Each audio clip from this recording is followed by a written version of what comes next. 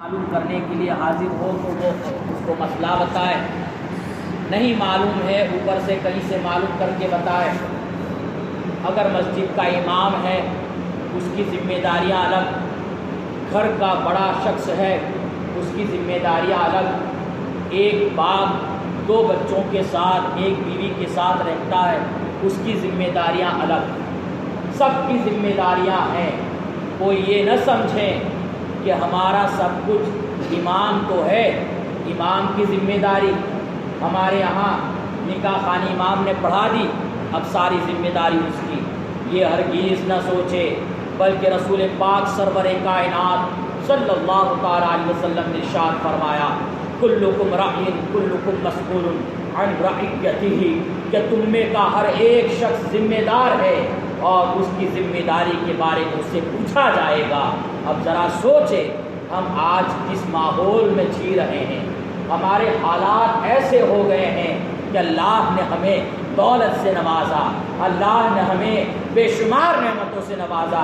ارشاد فرماتا ہے ان تعدوا نعمت اللہ لا تحصوها، کہ اللہ کی نعمتوں کو شمار کرنا چاہو تو شمار نہیں کر سکتی ہو۔ تو ذرا غور کرے کیسی کیسی نعمت، اگر ہمارے پاس اولاد ہے تو اس شخص سے پوچھو جس کے یہاں اولاد کی رونق نہیں ہے، ہمارے پاس پیسہ ہے تو اس سڑک پر بھیک مانگنے والے سے پوچھیں کہ اس پر کیا گزرتی ہے، ہمارے پاس پراپرٹی ہے تو اس سے پوچھو جس کے پاس اپنے سر کو چھپانے کے لیے شامیانہ نہیں ہے۔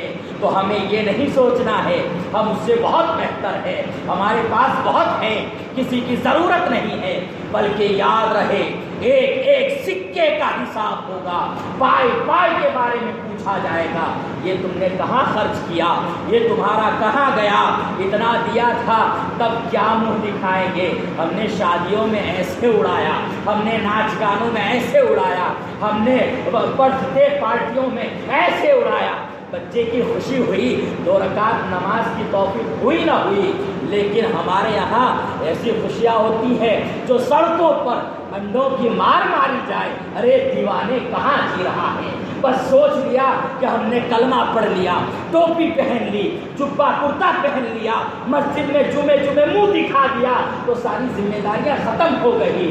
نہیں، بلکہ ہم مسلمان ہیں، ہم وہ کافروں کی طرح نہیں ہے، ہم مشرکوں کی طرح نہیں ہے، دیگر مذاہب میں جینے والوں کی طرح ہمیں عیاشیوں کے اڈے گرم کرنے کے لیے پیدا نہیں کیا ہے، بلکہ پیدا کیا ہے وَمَا خَلَقْتُ الْجِنَّ وَالْإِنسَ إِلَّا لِيَعْبُدُونِ، کہ ہم نے جن اور انسانوں کو اپنی عبادت کے لیے پیدا فرمایا ہے۔ تو ذرا سوچیں ہم کس پر علی میں جی رہے ہیں، ہمارے پیسے تو ایسے اڑے، ہماری نعمتوں کو ہم اس کی قدر نہیں کرتے ہیں۔ اگر دیکھنا ہے قدر کرنا ہے تو آئیے رسول پاک سرور کائنات صلی اللہ تعالی علیہ وسلم کے لاڈلوں سے پوچھئے کہ یہ نعمت ملتی ہے اس کا وہ کرتے کیا ہے۔ حضرت سیدنا سرکار امام زین العابدین رضی اللہ تعالیٰ، آپ کربلا کے میدان سے جب واپس ہوئے ہیں، پوری زندگی آپ کبھی کھل کر مسکرائے نہیں ہیں۔ جب آپ کے سامنے طرح طرح کے مشروبات ہوتے، طرح طرح کی نعمتیں ہوتی اور عجیب عجیب مقامات ہوتے تو آپ اس وقت یہ نہیں تھا کہ جو جیسے آئے سمجھ میں آئے اٹھا کے کھانا، سب سے پہلے ان کی آنکھوں میں آنسو کا ایک سیلاب ہوا کرتا، کیوں کہ انہوں نے کربلا کا میدان دیکھا تھا، ننھے علی اصغر کی پیاس کو دیکھا تھا، بابا جان کے اس علمبردار حضرت عباس کے بازوؤں کو کٹتے دیکھا تھا، اور ہم لوگوں کو آسانی سے کلمہ نصیب ہو گیا تو ہمیں اس کی اہمیت نہیں ہے۔ نہیں میرے دوستو، اس کے بعد امام زین العابدین کبھی کھل کر مسکرائے نہیں، جب ایسی بات آتی تو کربلا والوں کو یاد کرتے، آنکھیں اشکبار ہو جایا کرتی، یہاں تک کہ پوری زندگی میں انہوں نے 2 بار ایسا معاملہ آیا کہ اپنے سارے مال و زر کو غریبوں میں لٹا دیا، اور اتنا ہی نہیں، پھر اگر کچھ اکٹھا ہوتا تو مدینے کی گلیوں میں رہنے والے ان غریبوں کو معلوم نہیں تھا کہ ہمیں آٹے کی ضرورت ہے، ہمیں گیہوں کی ضرورت ہے، ہمیں جو کی ضرورت ہے، ہمیں اور ضروریات ہے، ہم کہاں سے پوری کریں؟ لیکن جب وہ نمودار ہوتی، اپنا دروازہ کھولتے تو کسی کے دروازے کے سامنے آٹے کا بوریا ہوتا، کسی کے دروازے کے سامنے گیہوں ہوتے، کسی کے دروازے کے سامنے جو کی بوری ہوتی، یہ آتا کہاں سے؟ لیکن مدینے کی غریبوں کا حال یہ تھا کہ اس کو لیتے اور اس کو اپنی ضروریات میں لاتے۔ ایک دن ایسا بھی آیا کہ آج دروازہ کھولے ہیں، ضرورت مند کے دروازے کے سامنے گیہوں کی بوری نظر نہیں آ رہی ہے، جو کی بوریاں نظر نہیں آ رہی ہے۔ وہ لوگ سوچنے لگے کہ آخر آج ہماری حاجت روائی کرنے والا جو چپکے چپکے کرتا تھا، ہم اس کو پہچان نہ پائے، ہم اس کو تلاش نہ پائے، ہم صرف اپنی ضرورت کو پوری کرتے رہے۔ آج وہ شخص کہاں ہے جو بوریا رکھا کرتا تھا؟ اب تھوڑی ہی دیر کے بعد مدینے کی گلیوں میں ایک آواز گونجتی ہے کہ لال امام عالی مقام حضرت زین العابدین کا وصال ہو گیا ہے، اب اس دنیا میں نہیں رہے۔ اور تب سمجھ میں آیا کہ یہ بوریاں رکھنے والا کون تھا۔ بھیڑ اکٹھا ہوتی ہے، لیکن جب آپ کو غسل کرنے کے لیے، غسل دینے کے لیے لے کر گئے، آپ کی پیٹھ پر نشان پڑے ہوئے تھے، چھالے پڑے ہوئے تھے، تو کسی نے کہا امام کی پیٹھ پر یہ کس چیز کے چھالے ہیں؟ یہ کون سی ان کی محنت تھی جس کی وجہ سے ان کی پیٹھ پر چھالے پڑ گئے؟ تو کسی خاندان کے فرد نے کہا تھا کہ پوری زندگی انہوں نے اس بات کو بتانے سے منع کیا تھا کہ کوئی مت بتانا کہ زین العابدین خود اپنے کندھوں پر بوریا اٹھا اٹھا کر غوربا کے دروازوں پر رکھا کرتا ہے۔ سبحان اللہ، یہ طریقہ کار رہا ہے ہمارے بزرگوں کا، اور ہمارا طریقہ کار یہ رہا شادیوں میں اڑاتے جاؤ، غریب وہاں آپ کی تک تکی باندھ کے دیکھتا رہے، انڈے مارے جائے۔ وہ دولت اگر بیٹوں کی ملی ہے اور آپ کو اتنی ہی خوشی ہوتی ہے تو جب اس کا سال بدلتا ہے تو کیوں نہیں فاتحہ خوانی کرا کے غریبوں کو کھانا کھلاتے؟ کیوں نہیں فاتحہ خوانی کرا کے کیوں نہیں غریبوں کو کھلاتے؟ سبیل لگاتے، غریب کو دیتے کہ اللہ نے مجھے بیٹے کی ایسی نعمت عطا فرمائی، اس غریب کو دو، اس غریب کو دو۔ یہ انڈے مارنے سے، وہ انگریزوں کی طرح کیک کاٹنے سے ہمارا بھلا نہیں ہوگا، غریبوں کے گھر میں دینے سے بھلا ہوگا، اللہ کا شکر ادا کرنے سے بھلا ہوگا۔ ہمیں چاہیے یہ تھا کہ اتنی ہی خوشی تھی تو روزہ رکھتے، 2 رکعت نفل نماز ادا کرتے، اللہ کی بارگاہ میں شکر پیش کرتے، الہ العالمین سب کچھ تیرا ہے، ہمیں جینا بھی تو نے دیا، ہمیں نعمت بھی تو نے دی، بچوں کی لازوال نعمت سے تو نے نوازا، یہ ہمیں توفیق کب ہوگی؟ اس لیے ہمیں جو کیا یہ کبھی کبھی ہماری زبانوں پر شکایت رہتی ہے، کبھی ہم نے اپنے لباس کو دیکھا، کبھی ہم نے اپنے آپ کو دیکھا کہ ہم کہتے ہیں، شکایت کرتے ہیں ہماری دعائیں قبول نہیں ہوتی ہے، ہماری دعائیں قبول نہیں ہوتی ہے، اتنی نمازیں ہم پڑھتے ہیں، کبھی ہم نے اپنے لباس کو دیکھا کہ ہمارا لباس اسلامی ہے یا انگریزی ہے، کبھی ہم نے اپنے بال اور اپنے چہرے کو شیشے میں جب کریم لگاتے ہو اس وقت تھوڑا اور غور کیا کہ وہ داڑھی لوگ سوچتے ہیں کہ ہم داڑھی رکھیں گے کیسے لگیں گے، ہم داڑھی رکھیں گے اتنا اچھا گورا گورا چہرہ ہے، داڑھی سے چھٹ جائے گا۔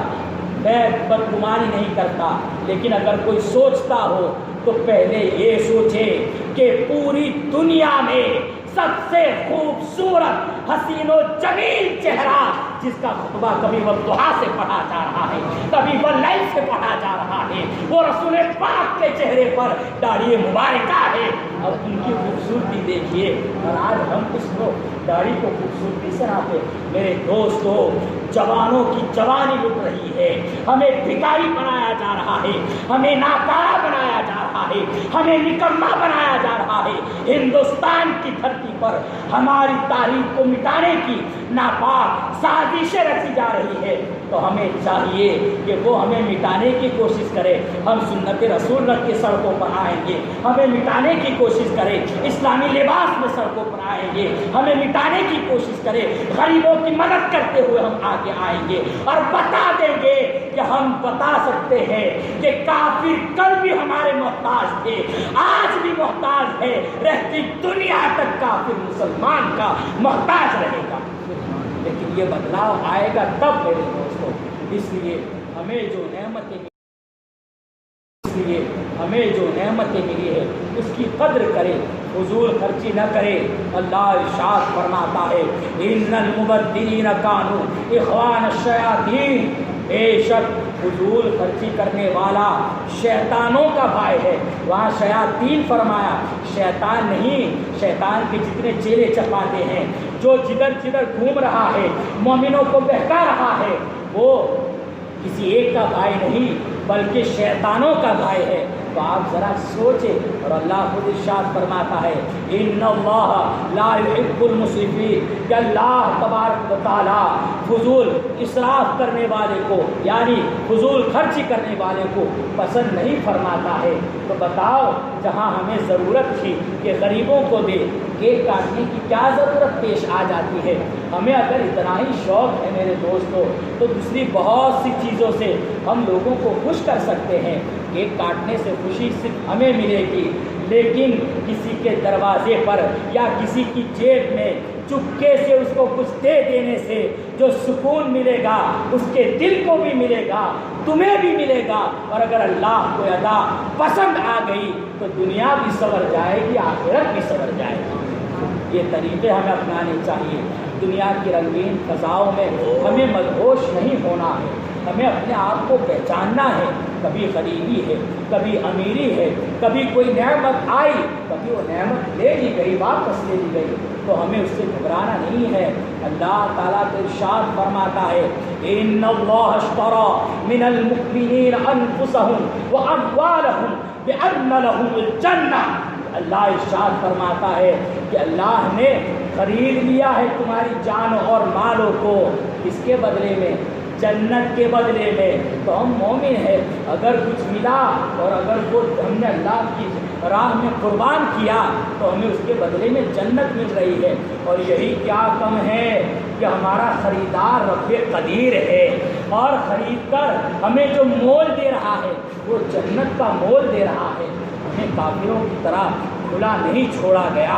اللہ ارشاد فرماتا ہے من کان یرید حرث الآخرۃ نزد لہ فی حرثہ ومن کان یرید حرث الدنیا نؤتہ منہا وما لہ فی الآخرۃ من نصیب۔ اگر ہمارے یہاں کچھ کمی ہو گئی، ہمیں افسوس نہیں کرنا ہے۔ کافر کا بنگلہ دیکھ کے، کافر کی عیاشی دیکھ کے، کافر کے یہاں شراب نوشی کے اڈے گرم دیکھ کے ہمیں یہ کام اپنے یہاں نہیں کرنے ہیں، بلکہ اللہ نے اس لیے ارشاد فرما دیا کہ جو شخص جو بھی اپنے آخرت کی کھیتی کرنا چاہتا ہے، یعنی نماز روزہ پڑھنا چاہتا ہے، اللہ کی طرف اور مائل ہونا چاہتا ہے، تقویٰ پرہیزگاری حاصل کرنا چاہتا ہے، تو نزد لہو فی حرثہ، ہم اس کی کھیتی کو بڑھاتے ہیں۔ اور آگے ارشاد فرماتا ہے ومن کان یرید الدنیا ومن کان یرید حرث الدنیا نؤتہ منہا، اگر جو دنیا کی کھیتی کرنا چاہتا ہے نؤتہ منہا، ہم اس سے کچھ دے دیتے ہیں، اسے کچھ دے دیتے ہیں۔ اگر دنیا کی طلب رکھے کچھ مل جائے تو یہ بس سمجھنا کہ اب ہم ہی مقبول ہے کیونکہ ہمیں زیادہ دیا گیا ہے، یہ نہیں ہے، بلکہ آگے ارشاد فرماتا ہے وما لہ فی الآخرۃ من نصیب، آخرت میں اس کا کوئی حصہ نہیں ہے۔ اب فیصلہ ہمیں کرنا ہے کہ ہمیں کہاں حصہ چاہیے، 50-60 سال والی زندگی میں کچھ چاہیے یا دائمی جینے والی زندگی اس میں چاہیے؟ تو ہم یہی کہیں گے کہ ہمیں دائمی قبر میں آسانیاں چاہیے، ہمیں دائمی جنت میں رہنا ہے، وہاں آسانیاں پیدا کرنا ہے۔ تو دنیا کی خوشحالیوں کو چھوڑنا ہوگا، دنیا میں فضول خرچوں کو چھوڑنا ہوگا، ہمارے ماحول کو بنانا ہوگا۔ آج اگر ہم لوگ اس طرح رہے تو یہ بھولے بھالے چہرے جنہوں نے دیکھا نہیں کہ عیاشی کس کو کہتے ہیں، یہ چھوٹے چھوٹے بچے، انہیں پتہ نہیں ہے کہ پیسہ کہاں خراب ہوتا ہے، یہ بچے ایک ٹافی کھا کے خوش رہنے والے جب باپ کو دیکھیں گے کہ یہ تو کبھی مسجد کی طرف جاتا ہی نہیں ہے تو وہ بھی نہیں جائے گا۔ جس کا باپ مسجد نہ دیکھا ہو، بچے کیا مسجد دیکھیں گے؟ اور باپ چاہتا ہے میرے بچے ولی بن جائے تو مولانا تعویذ دے دیجئے، یہ ایسے نہیں کرتا ویسے نہیں کرتا۔ ذرا اپنے گریبان میں جھانکتا کہ تو ہفتے میں کتنی بار مسجد جاتا ہے، میرے دوستو، ان بچوں کی ذمہ داریاں صرف یہ نہیں ہے کہ ہم ماں باپ ہو گئے تو ہمارے سارے حقوق، ہمارا سارا دبدبہ بچوں پر ہے، بلکہ 159 جو ہے حقوق بچوں کے ہمارے اوپر ہے کہ اگر ہم نے تربیت نہیں کی تو ان کا حق مارا ہے، ہم نے انہیں صحیح تربیت نہیں دی، صحیح چیزیں نہیں سکھائی تو ہم نے ان کا حق مارا ہے، تو ہم ان کو سکھاویں۔ اور اسی لیے اللہ ارشاد فرماتا ہے یا ایھا الذین آمنوا قوا انفسکم واہلیکم نارا، اے ایمان والو اپنے آپ کو جہنم کی آگ سے بچاؤ اور اپنے اہل و عیال کو جہنم کی آگ سے بچاؤ۔ تو دوستو، ایسے اپنے بچوں کو اور اپنے آپ کو کھلا نہ چھوڑ دو، ہر چیز پہ دھیان رکھو۔